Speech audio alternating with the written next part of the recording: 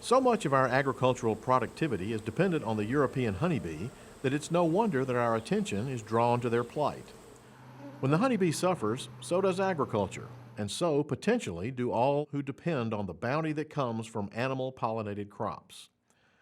The USDA says that bee pollination is responsible for more than $15 billion in increased crop value annually, and 1 out of every 3 bites of food that we take comes directly or indirectly from bee pollination. In order for farmers and beekeepers to coexist in close proximity to each other, then good communications must take place. Patrick Swindoll is a row crop farmer from northwest Mississippi near Memphis. He works closely with the beekeepers on his land. Well, first off is if I find him a location and he puts his beehives there, how many he's got there and when he's going to be moving them in and out, or if there's any kind of issues come up, he talks to me about that. But biggest thing is I've let him know, if I'm going to spray anything nearby, I'm going to let him know, just so that he knows that something has gone on nearby. Jerry Locke has about 80 hives spread out in 4 counties in northwest Mississippi, and some of them are on Patrick Swindoll's place.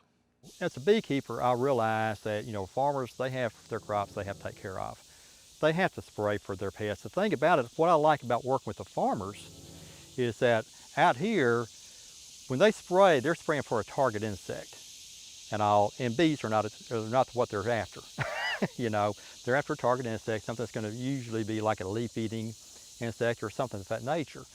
And so I'm not really too worried about that pesticide. And of course, with the way the farmers do their pesticides, see, they're not out there just spraying willy-nilly. They spray when they see a problem. And so their pesticide spraying is very minimal. And plus, like I said, they're after a target insect.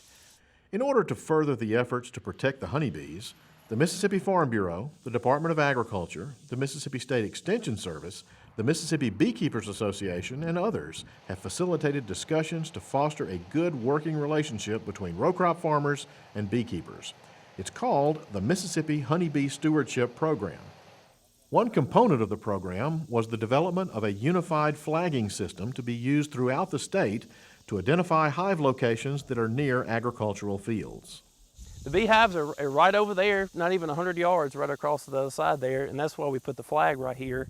It's out in the open, the crop duster can see it, our spray operator can see it, and it's right here in the open. These black and yellow striped Bee Aware flags are placed where they will be visible both from the ground and from the air to alert pesticide applicators.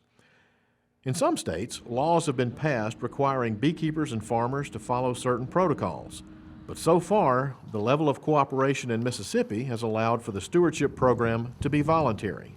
When Farm Bureau came with the initiative, we were just very pleased to get involved, mainly because we are a regulatory agency and because of the associations and the relationships we have with some federal partners out there. It was just a natural for us, and we're just real grateful that Farm Bureau allowed us to be a part of it. This program is setting a precedent by showing there is cooperation and commitment on both sides. They're willing to work together to minimize the risk of economic losses by both the beekeepers and the farmers.